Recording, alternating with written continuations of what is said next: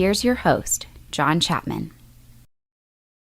What is going on, faithful? It is wonderful to be with everybody today. And man, it's been too long. It's been too long. You had the Tuesday night football, which was weird as whatever, and the COVID stuff and everything that's going on. Threw us off our schedule a little bit, but that's okay. We've got a lot to get to today. I'm seeing the countdown crew is alive and well, which I really do appreciate. And to say thank you, we have a giveaway. We're going to be giving away a 49ers hat here in about 10 minutes or so. So get your countdown crews in. I've got my list of the 5, and once I see one of them represent with the countdown crew, I'll be announcing that here in just a little bit. So stay with us there. So what we're going to go over today, man, there's a lot to talk about. Obviously, the terrible defeat that was suffered at the hands of the Dolphins, the mighty, mighty Dolphins. We're going to talk about that. Injuries, quarterback, offensive struggles, trying to focus as much on offense as possible, but we have to talk about the defensive injuries, who's in, who's out, looking forward. Because here's the thing with the NFL season. It doesn't matter. You can't feel bad for yourself. You got to go play. The 49ers are 2-3, okay? Definitely anybody that predicted a schedule, nobody predicted the 49ers would be 2-3 after the first 5 weeks of the season. Nobody saw it. But you also can't, predict, being down all those players and it's just everything. Not that we're trying to make excuses because the 49ers are playing bad. You look last week versus the Dolphins, we had all projected 11 starters. Now, you can say Weston Richburg, which should have been out there, or whatever else. Doesn't matter. They did not live up to expectations. So let's jump into a little bit of why. Hear from Kyle Shanahan quite a bit today. And I'm also going to show a couple breakdown clips from our Patreon that we did yesterday, because I think they're going to highlight a couple key points, some positives and negatives. Because believe it or not, despite the fact that the 49ers just got crushed, there were some positives to take away from that game. So let's jump into our injuries. Here we go. Let's talk about this. Emmanuel Moseley finally practices for the first time today. Now, given non-contact jersey, but this is huge because he missed 2 straight games with this concussion. Went and saw some specialists, got some positive news. So he's out of the first round of concussion protocol, which, let's be honest, you could talk about Jimmy G, who was bad, and we are going to talk about that. That cornerback position was as bad, if not worse. And again, you got to put that on the coaching staff. You got to get your guys ready, or at least make adjustments, or help your guys to disguise. Robert Saleh did none of that. You want to jump? I don't want to jump back on my, piling on Robert Saleh. But if you want to hear that, go listen to the previous episode, because I don't think I held back too much. I even cussed a couple times. I blame that on the tequila. But that's okay. Here's the idea with Emmanuel Moseley back. We actually have an above average outside cornerback duo. Jason Verrett has been lights out. We have 2 corners in the top 4 at fewest yards per pass attempt allowed. Richard Sherman is second best in the NFL. And then you've got Jason Verrett, who's 4th best in the NFL. Now, here's what's crazy. Emmanuel Moseley, he's in the top 30 in that category, and so is K'Wan Williams. Believe it or not, we actually have a great secondary. The problem is the depth isn't there. The depth just is not there. So with Emmanuel Moseley practicing today in his blue non-contact, with it being a Sunday night game against the Rams, I fully expect him to be back this week, which means Akello Witherspoon goes back to being a backup where he belongs. He had his chance, and I don't want to get too much into it, but Akello could have started the game. He practiced all week last week and then decided, you know what? I just don't think I'm ready. I just don't think I can do it. Basically pulls himself out of the starting lineup, waits till halftime, and then, oh, guess what? Yeah, it's better now. God, it grosses me out just thinking about it. But anyway, I want to allow this conversation to take place with why Akello Witherspoon did not start. This is from Kyle Shanahan here. Guys, situation's different. Every injury is different, and every person you deal with is different. I know I was expecting him to go that week, and I think he was too. But it didn't look that way at all in practice, the way he was moving. And when I talked to him, the way he described it, how tight it felt, that's what he said. So, I mean, I never question guys what they tell me when you ask them, and they speak what is in their heart. So that's what he told me, and that's what I can go off of. That's why we had to make the tough decision to pick between Allen and Webster, and we ended up having to do that Thursday night. So that was a situation we're in. What I was happy with on Saturday, that him knowing our situation, at least he told me that he could dress and be used in case of an emergency, which I thought would only be after 2 injuries. And after we were struggling, though, I was glad he felt good enough to where we didn't have to wait for that emergency. And he told us he was good to go there in the second quarter. And Akello did play rather well. He didn't play bad. Huge pass interference, whatever else. But that's Akello. It's who he's got to be. But why not Ken Webster? Ken Webster played for us in the previous game and got a lot of snaps. You just talked about how it was going to be Brian Allen or Webster. Why not go to Webster after your guy gets torched on the first drive? Why not go to Webster after your guy gets torched twice on the second drive? Why not go to Webster after your guy got torched 4 times on the third drive? Why wait? What is it that you need to see whenever you have this guy? Now, Akello comes up and says, "Oh, I'm good. I can go now." Why the hell can't you go at the start, but you can go in the second quarter? I'll say this, okay? I truly do believe Akello's time in San Francisco is done after this year. His contract is up. I do not believe he will be back. I just don't think it's going to happen. But take whatever. That's for me. Now, our starting corners, at least hopefully, they're going to be, Manuel Mosley, Jason Verrett, and then again, Jamar Taylor. Not one corner over 6 foot tall. Thankfully, we're playing the Rams this week, who don't have big wide receivers. You can talk about Cooper Kupp. You can talk about Robert Woods. They're not huge, physical, imposing guys, but I'm fine with our secondary. Now, Jamar Taylor's not great. I wish we blitzed him almost every other play because he's much better blitzing than he is in coverage, but I take it for what you want. Now, we did make an adjustment, which is great, and we claimed a cornerback. This is Bravo time. We claimed a corner. It's cornerback Parnell Motley. He was an undrafted rookie from Oklahoma, OU, 6 foot tall, 180. Now, he was very active in college, very, very active. Very, very good player, strong player. 6 interceptions in college, 33 pass breakups, 5 forced fumbles. That's huge. He was waived by the Bucs. So the Bucs actually have a very good defense. A lot of depth there at the cornerback position. And so whenever they waived him, we were able to claim him. Now, here's the bad news. We don't get to have him in our building until Monday. So he's not somebody that could help this week. Got to wait till next week. It's part of the COVID, all that kind of stuff. Now, the good news is because we did claim him in this COVID exemption, we have a roster exemption. So he doesn't even count towards the 53. So we can still call somebody else up this week and know Parnell is going to be there long term, just not this week versus the Rams. But he doesn't even get a practice till Monday. Now, that's a problem. Now, if we look at our own roster, okay, what are the other cornerback possibilities? Because there's still guys out. Tim Harris, who, golly, I want to see this kid. He gets injured, and then he comes back right before the game, but wasn't in shape enough or something. The injury wasn't great enough. I don't know, but it was kind of weird why he didn't get called up. He might this week. And also Richard Sherman. We were hoping to have him back this week, but there was a setback. Kyle Shanahan talks about both of these, Tim Harris and Richard Sherman, and their availability moving forward. I mean, we would have loved for Tim to last week, but, he pulled his calf, and last week was his first week back, so he was on a pitch count, just trying to get back into practice, very similar to how Richie was. Sherm, we were hoping to get him back this week. Some setbacks last week. The healing hasn't gone the way we were hoping for, so I know we're going to try a few different procedures this week, and but I know I'm not counting on him this week, so we'll see how that goes with the new stuff we're going to try. And was there a third part of the question? Yeah, so cut him off there, and here's the issue. Here should be the outside corner rotation. Okay, we've got our starters, Emmanuel Mosley, Jason Verrett. Akello should be next up. That's fine. He's a backup. I don't mind him being a backup. Then it should be Tim Harris. We need to know what this guy has, and if he doesn't have anything, then if he doesn't get called up this week, then we know Tim Harris is not part of the future whatsoever. He's just a guy, which hopefully that's not the case. Now, if you look at after that, it should be Webster. Then you're talking Tarvarius Moore, Jimmy Ward, but they didn't make that adjustment last week in the worst possible situation. Why would they start doing that now? Kyle Shanahan was even asked about that. He's like, well, we thought we were going to have Akello, so we didn't think we were going to need him.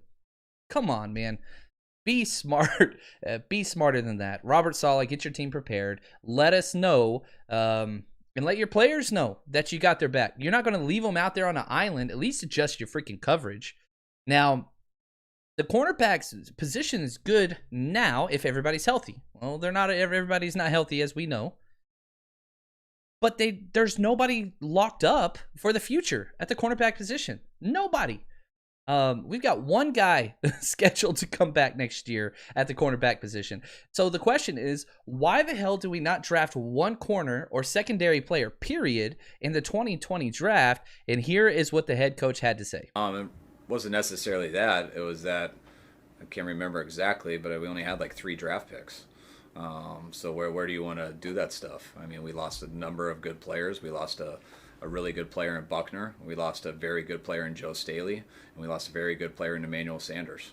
So we created what we could with our few amount of draft picks to at least bring in some people who could help us with those holes that were just vacated. And I think we did that extremely well with those 3. And then what we had left was a 4th round pick and I believe a 7th round pick. And if you think that there's a corner there in the 4th round that we really would have liked, and we liked him more than McKivitz, who we took, hell yeah, we would have done that. But in the 4th round, we took the best player that we thought, and that was McKivitz. So you take that for what you want. I don't know. You had Cameron Dantzler sitting there who's already starting. That would have been a perfect pick. He's playing very well. He got injured, but still, like, there were guys there. Now, why were those guys not on the 49ers board? Who knows? You can always play 2020. And again, I think, our instant reaction as fans is, man, who can we trade for to fix this situation and make this roster better? Well, the downside of that is we did that in 2019. And it worked, but we didn't have any picks. We didn't have a 2nd, 3rd, or 4th pick. We didn't have anything. And that hurt. And that made it to where we are now. Now, the good news is moving forward, the only pick that we don't have for the 2021 draft is that 3rd round pick that we used to get Trent Williams. But here's the good news. We do get an extra 5th back. So we have a total of 7 picks currently because of the Emmanuel Sanders compensation value, which that's going to hit 5th round, maybe bump up to 4th, but probably going to stay at 5. He's having a hell of a time, obviously, with the Saints. I think he had 12 catches on the Monday night game. But whatever, I digress. So obviously you want to go get guys, but we need our guys to get healthy. Richard Sherman hopefully will be back next week. We've said that 3 weeks in a row now. So who knows how long that's going to linger. He is older. That he has had lots of problems on that same leg. But you're going to be just fine with Emmanuel Mosley, Jason Verrett, and Ahkello Witherspoon on the outside. Nickel's going to be a problem. Jamar Taylor's not a quality nickel. Struggled big time. So anyway, let's pause there. Let's go to our giveaway. Here we go. Look at this bad boy. I'm going to be sending this hat out. If you can't see it, it's the solid red with the San Francisco 49ers written in cursive. I absolutely love this hat from New Era. I'm going to pay for it. I'm going to ship it out to you. Here we go. Our winner is, and man, there's a lot of freaking awesome people that I wish I could give everyone to. Khalil Young, my man. Just want to say thank you so much for the support. Go ahead and reach out to me. You can email me at 49ers Rush podcast at gmail.com, or on Twitter, which is probably the best way, at JL_Chapman. And that's just me saying thank you. Love the support.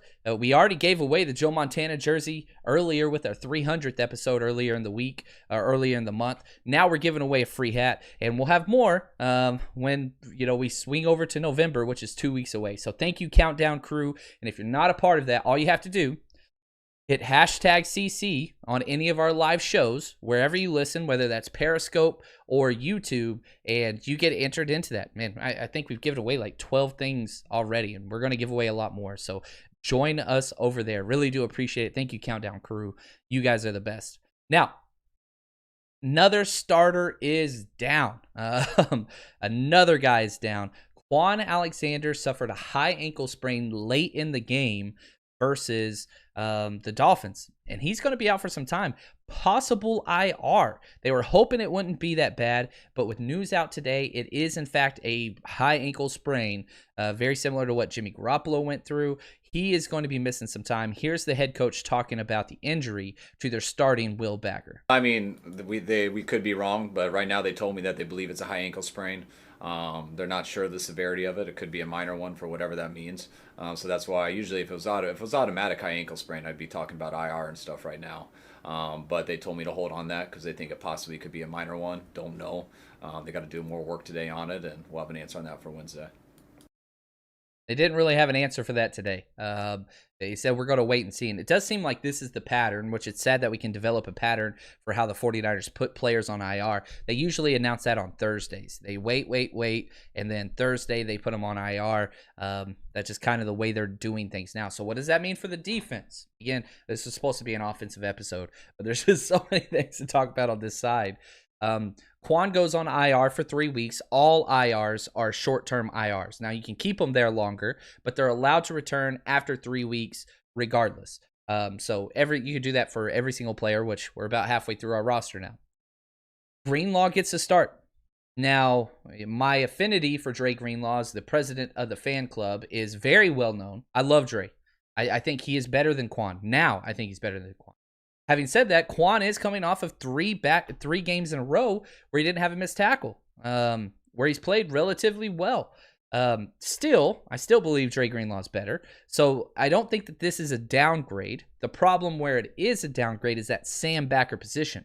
So the Mike and Will are going to be Fred Warner and Dre Greenlaw, which we saw for 8 weeks last year, all the way up to the Super Bowl run. So that's not an issue there. Azeez did play really, really well when Dre Greenlaw missed his 2 weeks. So you're a little bit of shuffling, but nothing new.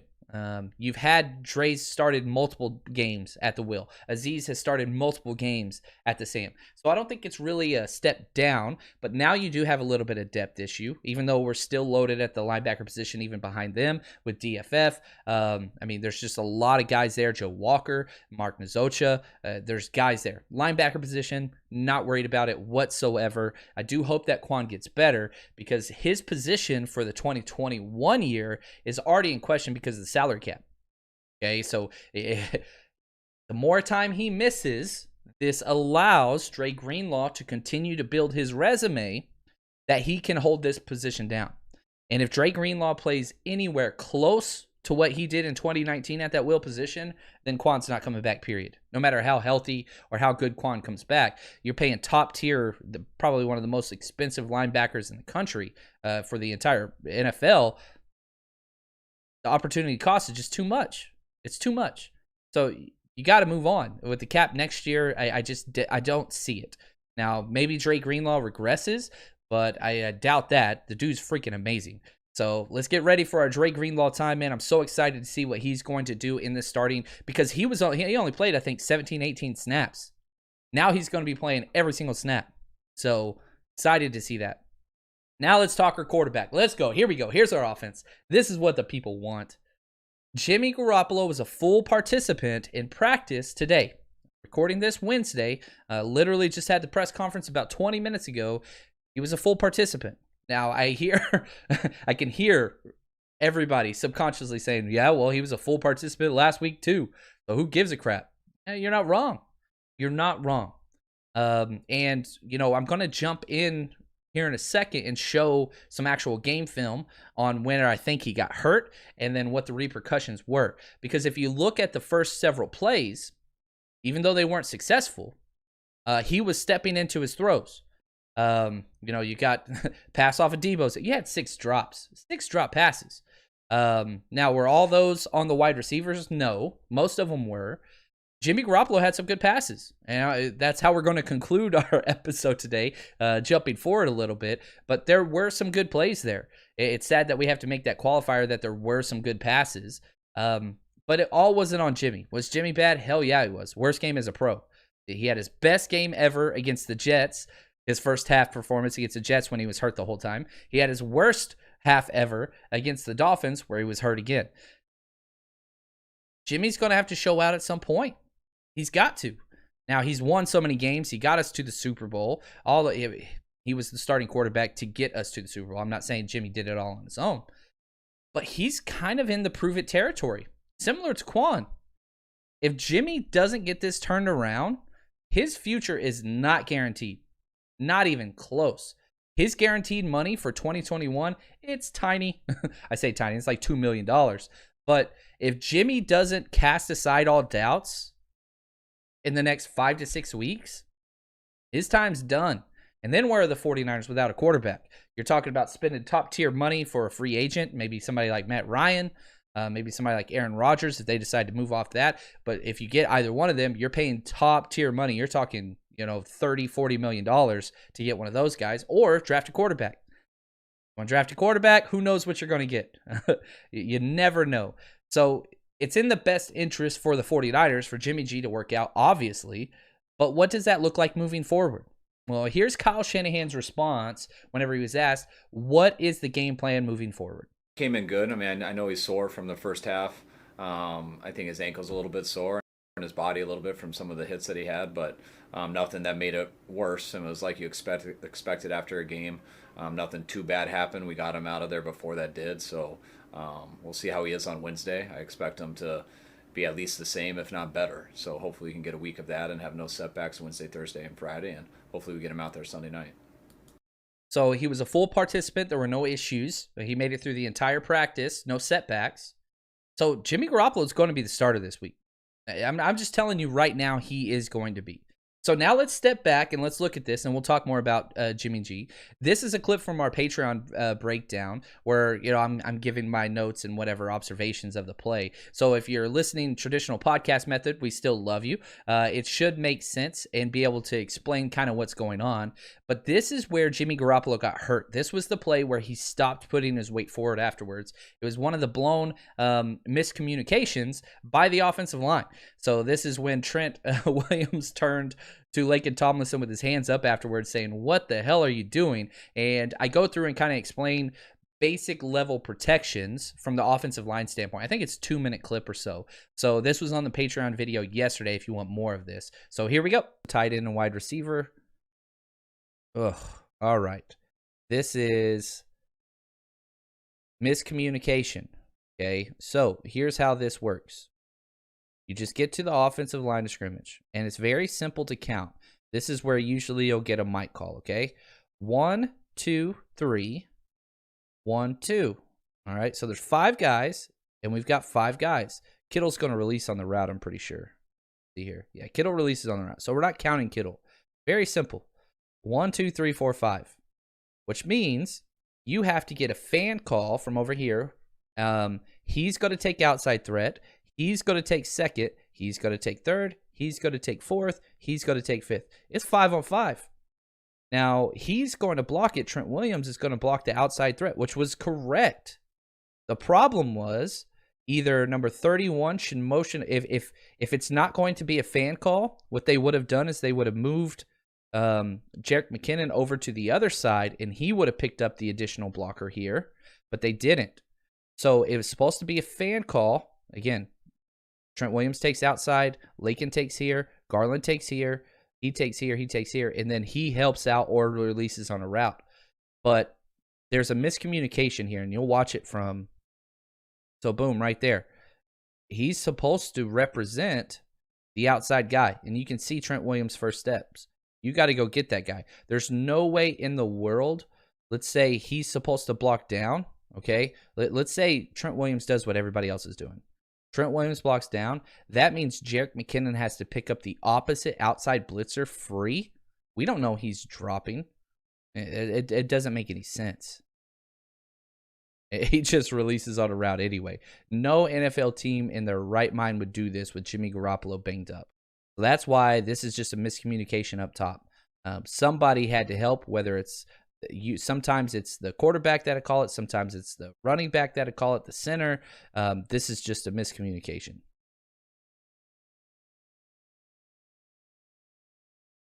Garoppolo pays the price. So, and that's the thing. Garoppolo never looked the same after that. That happened very early on. And so after that play, and I see your question on here. I'm nobody you need to know. He says, I skipped his question last time. I apologize. Doing the live show with no producer is kind of rough. I probably need to look into getting a producer at some point. I don't know. I'm kind of a control freak if you guys can't tell. But he asked this question. Do you think the 49ers currently have one of the bottom 5 O-lines? No, I don't. I really, really don't. The problem is, let's talk about the good and the bad. The good thing is this. We can run block very, very well versus loaded boxes. So many times going through this film, 8, 9, 10-man fronts, and we're still running the ball successfully, which is the Kyle Shanahan number one thing. Run the ball. That's what our offensive line's designed to do. The problem is we're not consistent. Now, you can talk about how bad Daniel Brunskill is. You can talk about how bad Mike McGlinchey's been. Okay, those are both factually correct. Ben Garland's been really good. Trent Williams has been really good. Yeah, he gave up a couple plays, but we still have a pretty good offensive line. The problem is miscommunications like what we just saw. And so they're not even able to make the plays. They've protected 3 separate quarterbacks, so they're getting used to 3 different, cadences and adjustments and all that kind of stuff. It's just bad. It's cohesiveness. It's not there. It's not there. So I do think that our offensive line is going to improve. It has to. And if not, I mean, golly, if our offensive line can't turn into a average at best, and again, you talk about how many times the quarterback has been hit, the most in the NFL. We have 53 quarterback hits allowed. That's stupid. That's Andrew Luck numbers his rookie year. That's Derek Carr, David Carr number. I don't know what their names are. The same damn names. Give your kids different names. The Carr brothers getting destroyed their rookie years. They've got to get it fixed. And so hopefully that changes. Perhaps you get a different right guard. When Richburg comes back, Richburg takes center. You move Ben Garland to right guard. Brunskill goes back to a tackle, or Colton McKivitz can step up. But, man, if this coaching staff has shown us anything, they're not going to make any personnel changes just because somebody's bad at their job. They will stay with it till the bitter end. Remember Akello last year, how many games it took for him to cost the team before they made a change? You were all the way into the divisional round of the playoffs before you finally made that change. It's a huge negative of the Kyle Shanahan kind of system. There's no doubt about that. But now back to Jimmy Garoppolo, and here's kind of the situation. Okay, we just saw the clip where he got injured. Now, this was the first clip where you're watching it and you go, whoa, whoa, whoa, whoa, whoa, whoa. This isn't right. This is the very first clip where it was like, Jimmy Garoppolo needs to get out. And this is why I kind of agreed with exactly how Kyle Shanahan handled it. I would have pulled him a little bit sooner, but Jimmy Garoppolo, no football player is going to take themselves out. Okay, football players are warriors, even quarterbacks. They're stupid to a fault. And again, I'm a person who's played football and coached football. Your adrenaline, everything's taught to play through. Everything's taught to say, team over me. I don't care. I'm not letting my brothers down. I can fight through it. Well, no, you can't. That's where coaching comes in. And I'm glad that Kyle Shanahan took him out. So this was the very first clip where it was like, holy cow. And again, I apologize for the people that aren't watching the video, but hopefully you can grasp the situation through the description here. All right, now let's see here if he steps into it or not. Nope. Oh, yeah. You got to get him out, coach. Right call. Watch his foot. 0 weight transferred, and he even pulls up. Watch his left knee. When instead of transferring, this is the sprained ankle. Watch him pull up. See that? Look at that. Almost a kick, like he throws it. 0 weight goes on that front foot. Look at that. He jumps out of the way instead of putting weight on it. Yeah, he wasn't right. You can go back to that hit he took last drive. He was not right after that. Yep. You got to get him out right there. That was it. It wasn't one of the interceptions. That was one of the overthrows, I think, on 3rd down where we had to punt afterwards. But everything comes, and whenever you don't transfer the weight forward, okay, the ball sails up, which we saw on the interception, right? So if you can't transfer your weight forward through your hips, everybody sees like the Dak and the Jimmy G and the hip twist, warm up, whatever else. What that whole thing does is it forces you to get your hips and your torque and your weight going forward to drive the ball down. It's kind of like a bad golf swing or a bad baseball swing. Your shoulders, if you dip your shoulder, it's the exact same thing as throwing a football. It's just the opposite. And so this is going to be the issue moving forward. That's great in practice. You can transfer your weight forward. There's nobody around you. What happens after you take a sack or after you get drilled or after you get rolled up on? Because it's going to happen. It's going to happen. With this offensive line, we're averaging 50. We got 58 quarterback hits through 5 games. That's 12 hits a game. That's too many hits. So our offensive line may be more max protect. Maybe you run the ball more. Here's an idea. Run the damn ball more. Now, Kyle Shanahan was asked, and I'm very, very glad that they brought this up because I was pretty pissed off. Why the hell are we not running the ball more? Why? Okay, the Miami Dolphins game, I understand. You want to talk about the Dolphins game and say, hey, we were so far behind, we had to play catch up, whatever. I don't care. That's fine. But you did run the ball for 7 yards a clip. But whenever you look at rushing attempts, we're 19th in the NFL. 19th. That's crap. That's awful. Every game we have played has been close, except for the Dolphins game. So why aren't you running the ball more then? Why? We're throwing the ball too freaking much. And whenever they asked this about Kyle Shanahan, he kind of gave a crap answer. And again, this applies to the Dolphins, but not the other games. Here's what he had to say on why not run the ball more. I think last year that, look at every game up to 8-0. I don't think we were in a close game until we were 8-0. We had to come back from some stuff, but we never got down a bunch of scores. Things have been a little bit different in the situations we've had. I think the games that we have ran it well. I thought we had a very good chance versus Arizona running it well. I thought we got behind it there at the end and had to throw to come back. I thought versus the Jets, we got out and really got after them in the first half running the game, and then we kind of just shut down the entire second half to just get us out of there. Giants was a throwing game.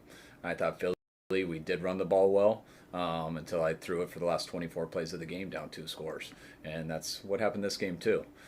Even though we did get 19 runs in, we averaged 7 yards a run. Good luck getting more of those in when you go 2 for 10 on 3rd down, 0 for 2 on 4th down, have 6 drops, have 5 sacks, and have 3 turnovers. So I like what I see on tape, the way we're blocking. Not every time. But if you don't move the chains on 3rd down, you don't stay out there, you're not going to see that many more run plays. So I don't see a big difference in how we're blocking. I just think we needed some better situations.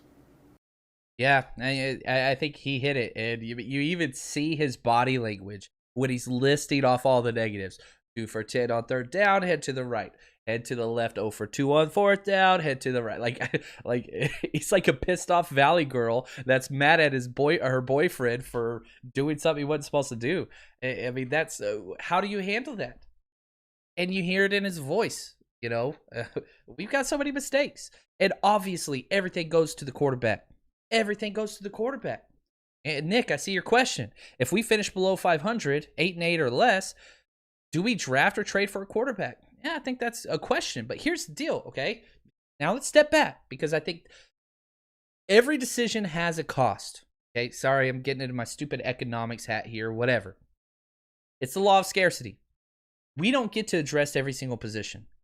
Yeah, we need to draft a corner. Yeah, we need to draft offensive line. Yeah, we need different pieces at edge. Yeah, we need those things. But guess what? You don't have the opportunity to because you have a 1st round pick, 2nd round pick, no 3rd, 4th rounder, 2 5th, 6th, and a 7th. You're not getting 4 starters out of that. You're not. And if Kyle Shanahan and John Lynch have taught us anything, you're getting 2 starters per draft. That's it. 2, maybe 3. But a lot of those guys are just kind of fill-in. You're going to get more guys from your undrafted free agents in your practice squad than you are the draft. We haven't drafted well. Now you can talk about George Kittle in the 5th. Yeah, look at that draft. It's George Kittle, DJ Jones, and nothing else. Okay, then you're like, oh, what about Drake Greenlaw? Yeah, you're right. You got Debo, and you've got, whatever else, but that's really about it, right? You got Bosa, obviously, but you're not getting 4 to 5 starters. And you can't go spend because the 49ers are going to be capped out. Now, you want to move Quan, you want to move D Ford, which 100% is going to happen. You're going to have a little bit of wiggle room, but still, if you want to pay a quarterback, you're talking $35 million next year. That's everything. That's all we got. If you keep Jimmy G, you got 24, but if Jimmy G can't prove it, then that's on him. Then, yeah, you got to move forward. But I think you're going to have to draft a quarterback. I don't think you'll be able to sign one unless they want to come here for $10 million less. And who the hell wants to do that? But you have problems everywhere. You got to get better at the offensive line. Kyle Shanahan refuses to spend draft capital on the interior offensive line, and it's killed us since day one that he got here. What do we got this week? Aaron freaking Donald, who's playing better than he has ever played in his career. This is Aaron Donald's best season so far. And what's he's going to be going against Daniel Brunskill the whole damn game. Oh, I don't care which quarterback you are. You're not going to be successful with 58 hits on the quarterback after 5 games. Now, is that an excuse for Jimmy to be our guy or any of those things? It's just not going to cut it. It's the chicken before the egg. You know, what comes first? Don't know. But 58 hits, I don't care if you have Trevor Lawrence. I don't care if you have Trevor Lawrence. If he's getting hit 58 times in 5 games, he's not going to be successful. Period. Don't care. And, by the way, you're not going to have a shot at Trevor Lawrence. This team isn't that bad. We're not bad enough to lose out. We're not going to be 2-14. That's not going to happen. What you're going to have to be to get Trevor Lawrence. No team is going to trade out and not get Trevor Lawrence. It's not going to happen. They're going to draft him. Okay, now you talk Trey Lance, who I love. Justin Fields, all right, maybe. I don't think he fits the system near as much, but whatever. Trey Lance fits it perfectly, though. I think Trey Lance may be a possibility. You might be able to get him with that 2 or 3 pick, but we got to wait and see. We don't know where we are right now with Jimmy. We don't know. I'd be willing to say Kyle Shanahan doesn't know. We got to see. And the good news is we got time. So we're going to have time to assess. I don't think that week 6 versus the Rams is the, end-all, be-all. He's definitely not 100% healthy, and he's going to be getting hit in the face by freaking, golly, man. I'm so pissed about this matchup, the way it's playing out already. But Aaron Donald's going to be in his face. So let's say Jimmy Garoppolo goes out and has a bad game against the Rams. Strongly likely, okay? If that's the case, then do we move on? And do the Nick Mullins and CJ Beathard people come back out? Here's what we know 100%. Nick Mullins and CJ Beathard are not the long-term answers. We know 100%. There's no discussion on that from anybody. We don't know if Jimmy G's the guy or not. Do we get the guy that led us to the Super Bowl and was very efficient? Do we get the, 2020 version that's just struggling big time? We got to wait. Week 6, not going to answer anything. Even if he plays a great game, not going to answer it. We need to see continued week by week by week improvement and consistency. We haven't been there. All right, real quick word from our sponsor. Unless you've been living under a rock, you know the NFL and the NBA, they're back. They're in full swing, which can only mean one thing. It's a winning season at MyBookie. I don't know about you guys, but for me, a game is 10 times more exciting whenever I'm putting my money on it. And if you've been betting with us, we've been doing very, very well so far this year. So stick with us. Bet on it. Use all the knowledge that we have, and let's be successful. And here's the deal. Right now, they have a $100,000. You heard me. $100,000 super contest for only $10 entry. $10. You can win all that money. They're giving away $5,000 in cash prizes every 4 weeks. You would be crazy not to jump in there with all your knowledge. $10 to win thousands. Sign me up. You too can make up and sign up at MyBookie. And here's the deal. Use promo code 49ers, 49ERS, to claim your 100% deposit match all the way up to $1,000. That means you put in $100, they're going to give you $100. Rollovers will be included in that, and if you have questions, please call their customer service. They'll help you with that. But the NFL, NBA, MLB, they've got it all on tap. It's never too late to get started, and if you've wanted to jump in with us, now's the best time. Head to mybookie.ag, promo code 49ers, and they're going to double your initial deposit. Thanks for the support, MyBookie.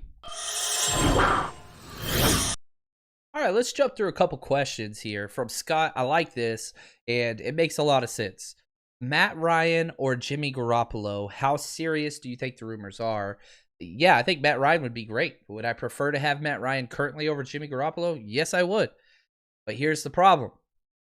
Yeah, the Falcons are 0-5, okay? And are they ready to build for the future? Possibly. Their backup's Matt Schaub. I'm sorry. I'm laughing because it's funny. But I'm not trying to be mean. But, are the Falcons ready to give up on this year? You got Julio Jones. I mean, they've got a lot of talent there. I don't know. Now, what's it going to cost to get Matt Ryan? Probably going to cost more than a third. We don't have a third. Are you willing to give up a second-round pick for Matt Ryan, who you're going to have to sign to a deal? He's 37 years old, I think, off the top of my head. Eesh, I'm not liking that. Not liking that at all. And again, you want to look at Matt Ryan with the tools he has. We don't have Julio Jones and Calvin Ridley. We have great wide receivers, but that might be the best wide receiver 1-2 punch in the NFL. We don't have that. Dallas Cowboys probably have the best wide receiver core, but so you're going to trade a second-round pick? Yeesh. You want to trade a fourth-round pick this year and a third next year? Yeesh. And then what do you do with Jimmy Garoppolo? You're going to have to cut him. That's fine. I don't think if Matt Ryan's with us right now, it improves our thing. Again, 58 quarterback hits by the offensive line. Doesn't matter who you put back there. You got to solve that before anything else. Now, maybe after this year, if Jimmy Garoppolo doesn't prove that he's the guy, you cut him, and then you get Matt Ryan, and he has a whole offseason, whatever else. He does have experience with Kyle Shanahan, but nobody else on this team. I guess he does have a couple. Ben Garland was his center. Tevin Coleman was his running back. There are guys that are there. But, yeah, I would prefer to have Matt Ryan right now, but I'm not willing to pay the draft capital that this team desperately needs because we're struggling, and we need spots. From Nick, how much will running the football mask our problems and injuries? A lot. We did one jet sweep. One. And it wasn't that successful. Oh, hey, it got 6 yards. Run the ball on the perimeter versus stacked boxes, which we're seeing nonstop. Throw screens, which we've struggled with greatly. Short, quick passes. When your quarterback's getting drilled over and over again, stop doing 7-step drop play action fakes. It's not working. Max protect. Come on, guys. I think that's the thing. You're not helping your inefficiencies. You're not masking. The way you ask that question is perfect. How do we mask our problems and injuries? We're not doing that. We're getting a guy off the street at cornerback and not even putting safety help over the top. We're putting him in press man and only bringing 4 with no safety. I don't understand. How do you bring 4-man pressure, okay, you've got 2 safeties, and not use 1 safety over the top to help your corner and not even make that adjustment once in the game after he got torched 7 times? Yikes. Oh, that's the thing I'm scared about. You talk about Jimmy Garoppolo, talk about the offensive line. A defensive coordinator that cannot make adjustments unless he has elite personnel everywhere, like we saw in 2019. Problem. You guys want to talk about bringing Matt Ryan from Atlanta? I want Dan Quinn, and that's sad because I don't even think Dan Quinn's that good. But I would so much rather have him calling our in-game adjustments on the defensive side. Oh, it's bad. It's bad. Next question here: is there a leader on this team that can help turn the team's play around? Defensively, we haven't had Sherm out there. That hurts. He was the captain of the defense. Quan Alexander, he was probably number 2, vocally wise, right? He's out. Fred Warner's got to step up. And then Eric Armstead, who's soft-spoken. It's not really his thing. Buckner was pretty quiet too. We're missing guys on defense. There's no doubt about that speak up and kind of lead the morale. We don't have it. Offensively, it was Joe Staley. He's not there. George Kittle 100% is there, and he took all the responsibility. I love George Kittle. His response to the issues that they're having on offense and the team in general, he didn't blame the defense for one thing. He blamed everything on the offense. We've got to do a better job giving them better field position and putting them in position of success. The offense failed the defense. That's on them. So Kittle's doing everything he should be. Jimmy Garoppolo can't be that guy right now because his play sucks so bad. So you have guys that will come up and try to talk, but you're like, you're not doing it. It has to be somebody whose play matches their attitude, and so it sinks. Whenever you get mixed messages from a player that's playing so poorly and then try to be like, come on, guys, we could do this. Everybody, I've seen it. On the sidelines, coaches, players, man, shut up. You're not doing it. Like, it has to be somebody that is there. So without Sherman, without Quan, without Joe Staley, you're kind of hurting. You look at the captains, right? Mike McGlinchey, bad play. Jimmy Garoppolo, bad play. Kyle Juszczyk, a little bit quieter guy, but I think people would listen to him. Debo, he hasn't played well at all. He's only been back 2 weeks, but he hasn't played well. So somebody, it's got to step up. There's no doubt. I want Dre Greenlaw to be that guy on defense. And on offense, man, I wish it was Mike McGlinchey. You know, maybe Brandon Ayuk can step up and be that guy. Maybe Raheem Mostert continues to be that. He's playing great, by the way. I can't believe we haven't even talked about Raheem Mostert yet. That dude's, the fact that he did what he did against Miami with the 8-man boxes was awesome. It was great. Let's see here. A couple other questions. Can the 49ers be competitive in the future without having a mobile quarterback? Kyle Shanahan doesn't want one. He has been on the record several times. He doesn't want mobile quarterbacks. He wants a pocket passer that is highly accurate, and that's what he wants. So we could say, yeah, let's go get that, but I don't think it's going to happen. Let's see here. From Nick, can our offense score enough points to make up for our defensive injuries? That's what we need.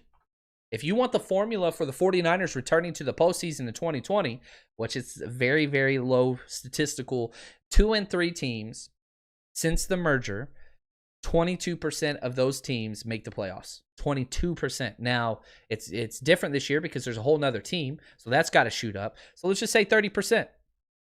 Let's say there's a 30% statistical chance of a 2-3 team making the playoffs. There is a shot. But again, Jim Mora, playoffs, it's rough. But if we are going to get there, you're right, Nick. Offense has to step up. They haven't done it.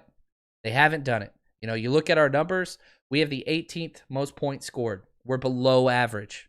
21st most yards, below average. All across statistical categories, below average. The only thing that we're good at, rushing touchdowns, rush yards per attempt. Got to run the ball more. It's not difficult. It's easy, guys. It's easy. Let's see here. Why have our special teams been so bad? You're right, man. You put Kevin White back there and he returns it 9 yards deep whenever you're down 14-0. That's awful. Punt game has been trash. Protection has been bad. Field goals have been good, even though we've had bad snaps, right? But we fixed that issue. It's just been bad. We're losing all 3 phases of the game. More than once. To the Eagles, we lost all 3 phases. All 3.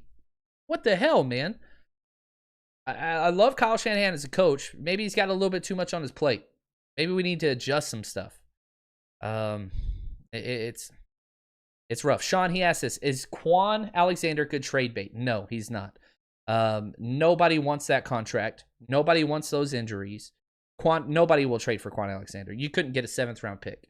Quan will have to, because nobody will take that contract. It's stupid. We overpaid to get him. And so if you're going to cut Quan, or that's it, you keep him or cut him. There's nobody that will take that money.